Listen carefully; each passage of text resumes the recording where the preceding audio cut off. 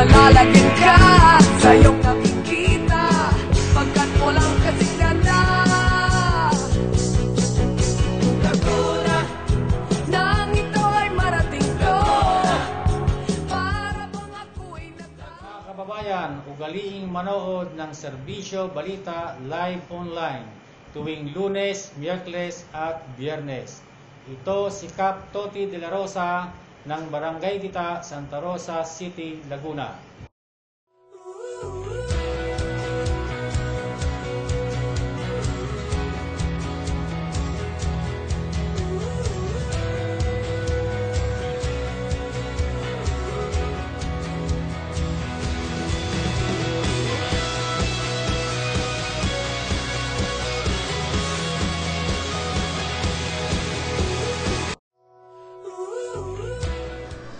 At nagbabalik ang Serbisyo Balita Live Online. Ayan, at siyempre bago tayo magtungo sa ating mini special feature,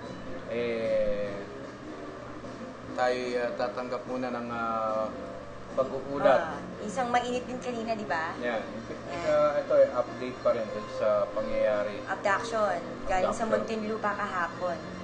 Yan. At siyempre, hindi kompleto ang araw ng Serbisyo Balita nang hindi natin nakukompleto lahat ng updates mula sa ating mga kasamang mga reporters. Ayan, at tanggapin natin ang pag-uulat mula dyan sa labas ng ating himpilan.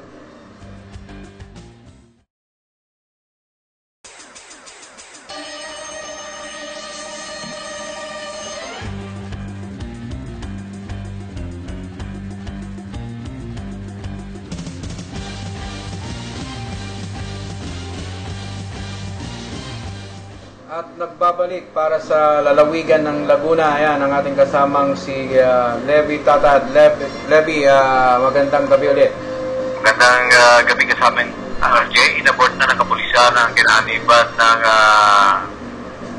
PNP Muntinlupa at Bilibid Prison at Calamba Police Station ang pagportol sa isang lugar sa Sinyo, Locomotive, Barangay Canlubang sa lungsod ng Calamba. Dahil di nakapuslit na sa hindi malamang direksyon ang mga tinutugis ng dalawang bugante mula sa Muntinlupa at UP Prison na nagtangay pa ng isang babae at anak nito na ginamit bilang hostage sa kanilang pagtakas.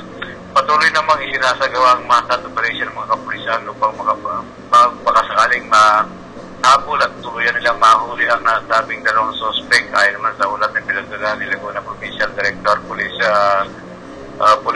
Senior Superintendent Loreto Saligaw, dako alas 7 ng gabi kagabi na magsagawa ng force operation ng mga kawat ng Muntinlupa Police at humingi na ito ng tulong sa Laguna Police at mga lokal na nakapusan din sa Laguna at tumawag sa sabing lugar kung saan nahulog pa mula sa bubong ang isang pepis sniper sa kuya nasa ospital na ito at sa mga sandaling ito.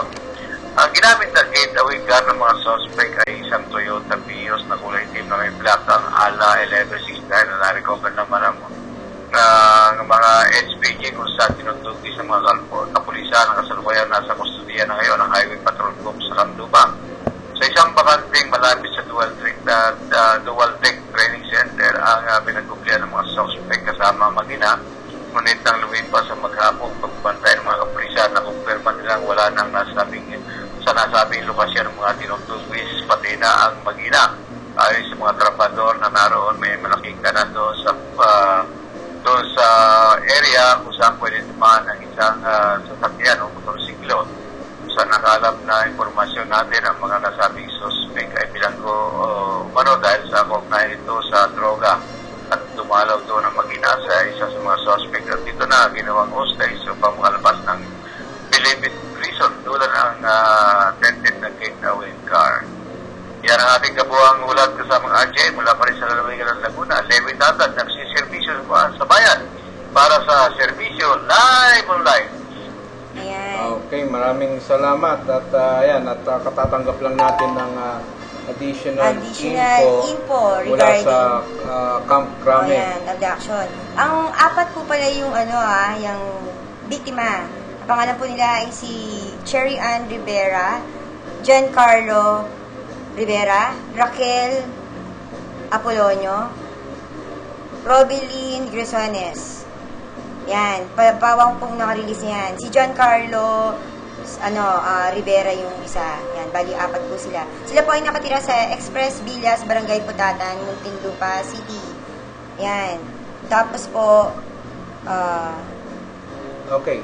sa may City Hall lang po ng Muntinlupa sila hinarang. Ayan. Ayan. So, okay. Hinarang at dinukot ng ang mga biktima. Yan.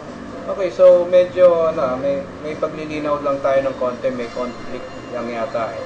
Kasi nung may post natin sa news online natin ang nasabing balita ay nag-comment kaagad ang isa sa kawani ng kapulisan dyan sa Kabuyao.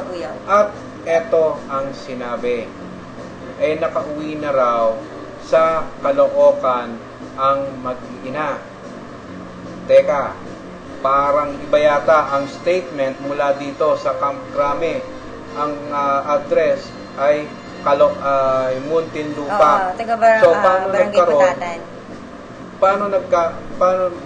Bakit nagkaganon? Ikaklaro natin ng details kasi 4 to eh. Baka yung dalawa na ni-report ni Kalevi Tata, yun yung sa Caloocan. Yung mag-ina? Oo. Itong dalawa, baka sa Barangay Putatan. Siyempre, ikaklaro din natin yung news niyan. Kasi wala pa rin naman pinapadala. At hindi tayo napaunlakan ma-interview si Mipidi Salicaw, di ba? Ewan ko. Either ayaw tanggapin ang ating tawag at ayaw ma-interview online at matanong kung bakit nakapuslit na nga itong pugante sa kulungan napuslitan pa ang nakakordon ng mga kapulisan. Tapos eto sana nga totoo nga sinasabi mo, maaring yung sinasabing mag-ina dyan ay taga Caloocan. Pero oras na malaman natin na mula sa Crame ang tunay na address ng lahat ng mga nasabing biktima at ito ay hindi tumutugma dun sa sinasabi ng kawani ng kapulisan. Wala pang final na di ba? Mukhang magkakaproblema tayo dyan. Ayaw naman natin isipin na may cover-up o pinagtatakpan ang pagkakapuslit ng dalawang pugante. Pero gusto natin napapurihan yung sniper na, di ba? Yung nanahulog pa at mukhang nabalian. Ngayon nasa ospital. Yeah. Di ba? Yung Papurihan effort. natin yung effort ng kapulisan na yan. Oo nga. At yung effort naman ng taong to ika nga, yun yung tinatawag na occupational risk. So, siguro, next time, medyo konting ingat. Pero sayang, kung nakaakyat yan at namataan yung mga pugante, ay tiyak, sapol ang mga pugante. Okay, so Wednesday siguro may update pa rin tayo dyan, di ba? Oo nga. At siguraduhin lang ng Pulis Kabuyao na to na talagang taga Caloocan. At syempre, isa doon sa statement niya ay tumawag raw di umano ang biktima na sila'y nakauwi na. Aba, nung bang during the hostage crisis, in-announce nyo ba ang mga contact numbers nyo katulad namin sa mga may concerns at pangangailangan at may mga komento o naisip pabate?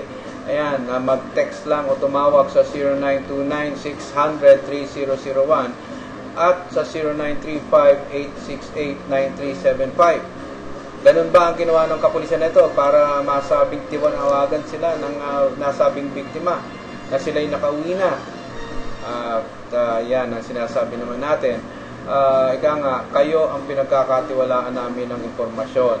Pero kung kayo ay magbibigay ng impormasyon na ika nga para pagtakpan ang isang hindi natin sinasabing kapalpakan, sana naman medyo isip-isip lang tayo kasi hindi lang kayo ang kinukuha na namin ng impormasyon.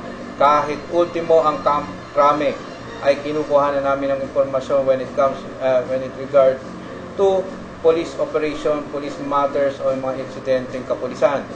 Ayan. Medyo konting advice lang.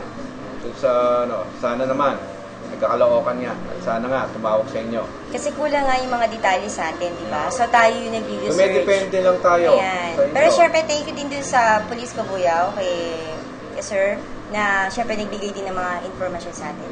Ayan. At sana, pag pero syempre, ang inyong lingkod ay nagtataka.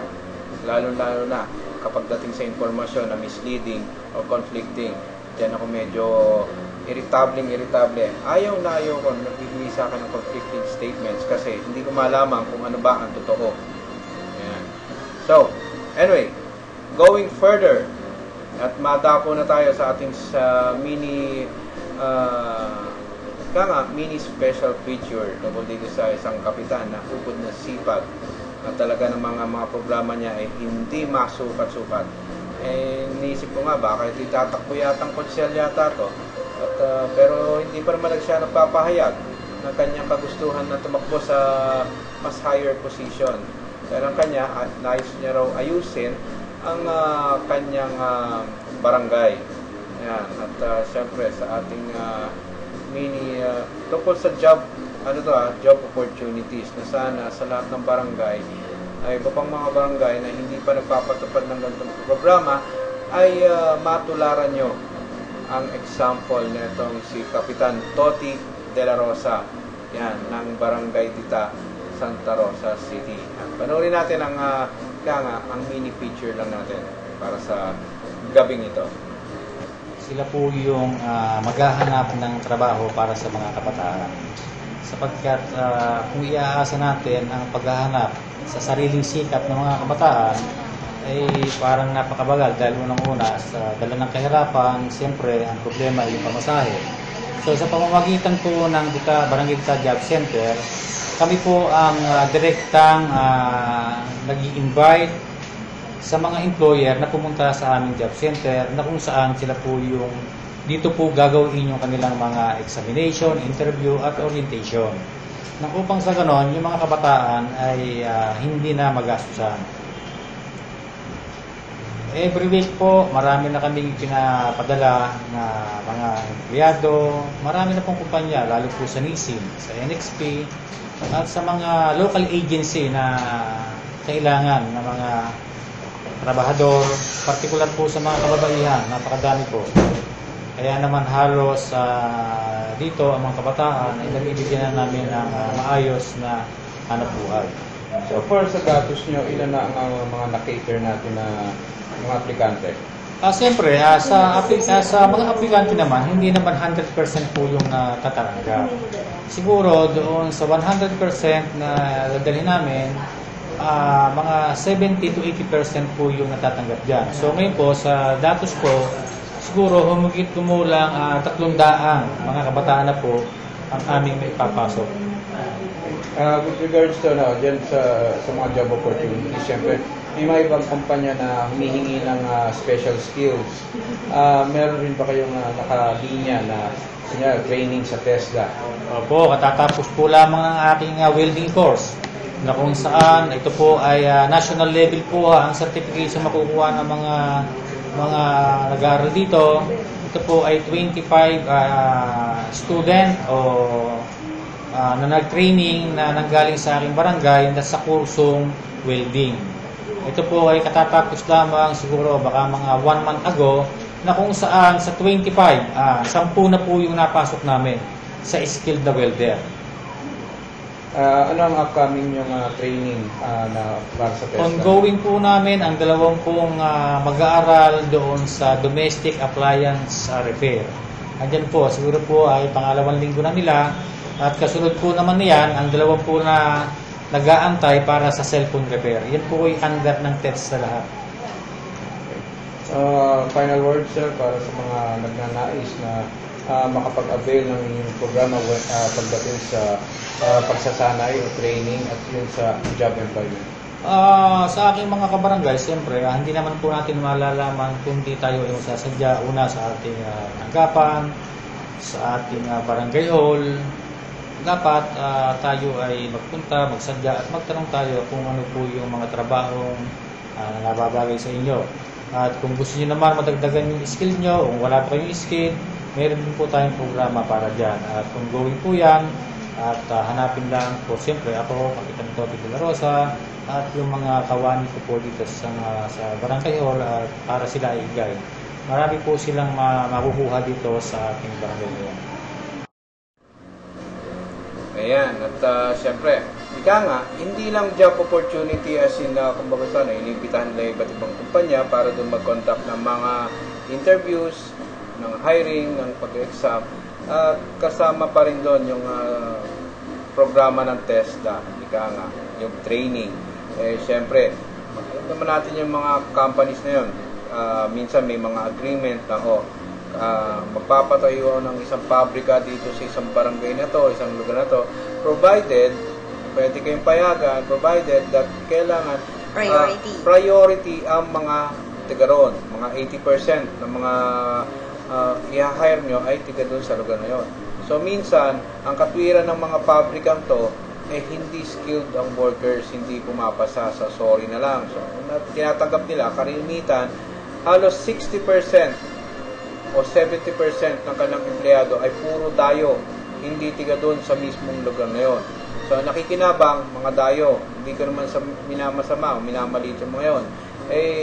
Siyempre, doon muna tayo, bigyan muna natin ng job opportunity. Parang yung mayor ng Mayor Ryan Dolor ng Bawan, Batangas. Kita mo, doon kay Mayor Ryan Dolor ng Bawan. Sabi niya, kung magtatayo ng mga agency doon, make sure na tiga Bawan ang ma-hire. Dahil kung hindi lang naman magagawa yan, wag na lang. Hindi kawalan yung ibabayad yung buwis. Kasi may peso din naman sila, di ba? May peso direct naman hiring, sila. regular pa. Pwede na lang i-direct hire. So, ano pang kailangan dyan sa mga agency? So, ika nga, hanga tayo dito sa taong to kay Kapitan Toti de la Rosa. At syempre kay Mayor Ryan Dolor. Sa magandang gabi po sa inyo, sir.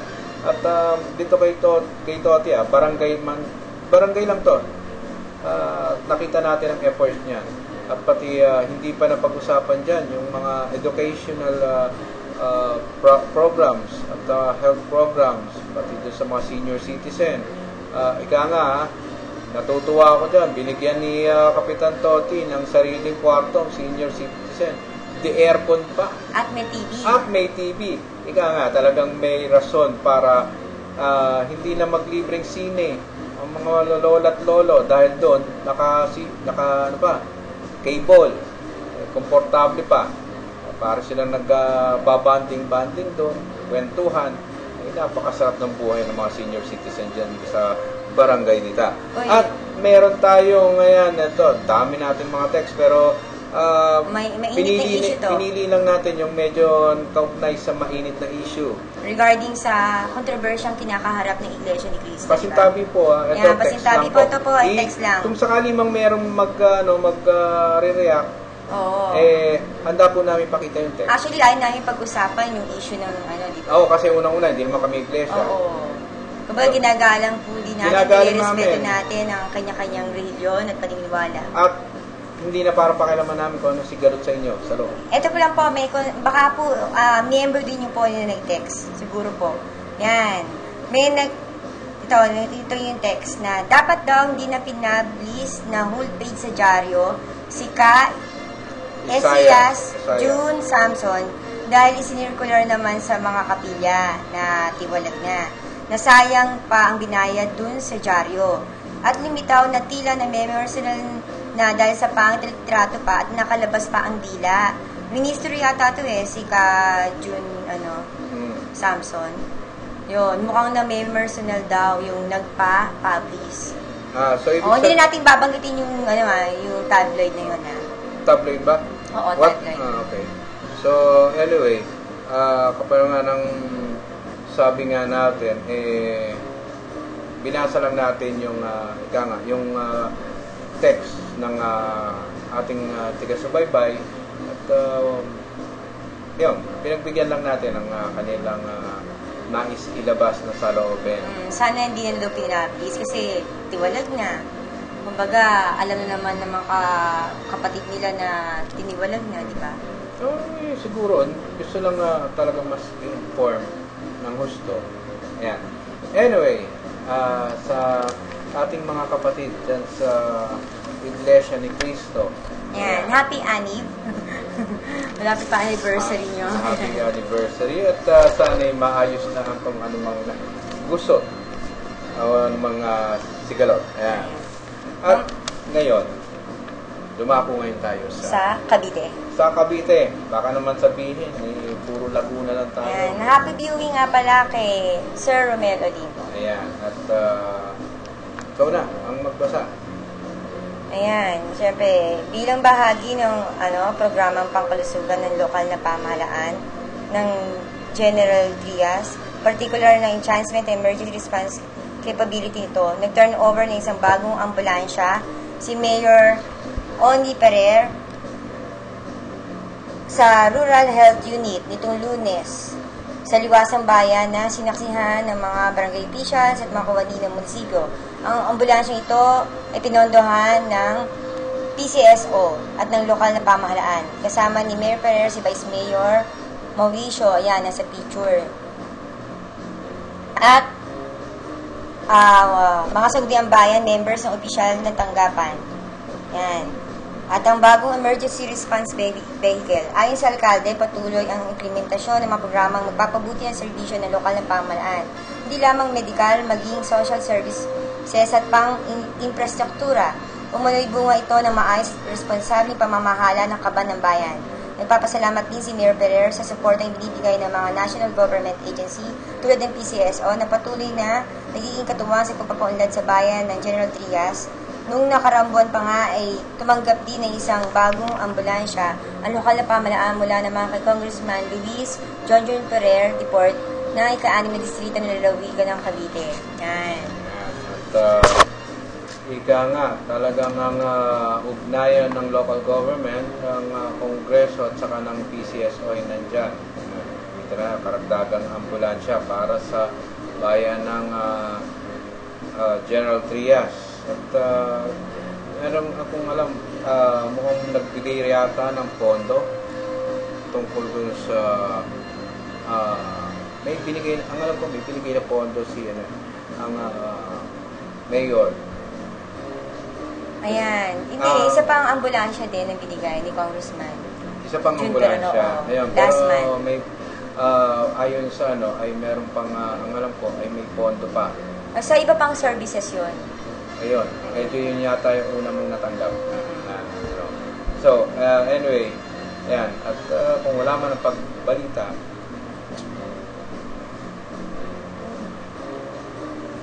so, ang nagbigay ng cheque na nagkakahalagang anyway, yan, medyo nawala yung ating notes at anyway, kung ano man yung kapondohan na naibigay sa kanya para sa kapakinabangan ng DSWD yata to para sa mga ay kinocongratulate natin si Mayor Oni Ferrer sa kanyang efforts at saka sa kanyang pagsuporta sa okasyon na yun. Yan. Ayan, syempre diba, last week lang nakatanggap ng award ng General Trias. Sila ang number 1. Number 1 sa buong Pilipinas. Okay, so congratulations po, Mayor Oni Ferrer at kay Congressman John Ferrer. So, sa nalalabi nating oras ay baka may papatingin ka. Ayan, hello to Nanay Angelay. Yan. Tapos, condolence pa rin po kay kina Kuya Ferdy sa pagkawala ni Tio Iking. Yan, Barigiro. Ito po ang inyong lingkod, La Arnie Barigiro, nagsiservisyo sa bayan. Dito lang, sa Serbisyo Balita Live Online. See you on Wednesday. Ayan, at siyempre, tayo medyo kulang lang sabihin, this is the late night show. Ayan, kasama nyo ang ating mga ever dependable na lingkod. Yan, hindi man kami politiko, kami pa rin ay lingkod bayan dahil kami nagsiservisyo para sa taong bayan, para sa kanilang kabutihan at kapakanan. Yan. Sa lahat ng ating mga kababayan all over the world, sa mandako ng mundo, ay maraming salamat sa inyong masugid na pagsubaybay. At alam ko ngayon, mga oras na to ay sigurado dyan sa ibang kabilang bahagi ng mundo ay araw na. Ayan, hapon na yata dyan. Ayan, so maraming salamat sa inyong pagsubaybay sa programang Serbisyo Balita Live Online. At siyempre, bago tayo magtapos, commercial lang. I love my Sentro. She makes me complete. Kaya, sa lahat ng ating mga viewers, ito po ang inyong lingkod, RJ Salgado, na patuloy na sumiservisyo sa bayan.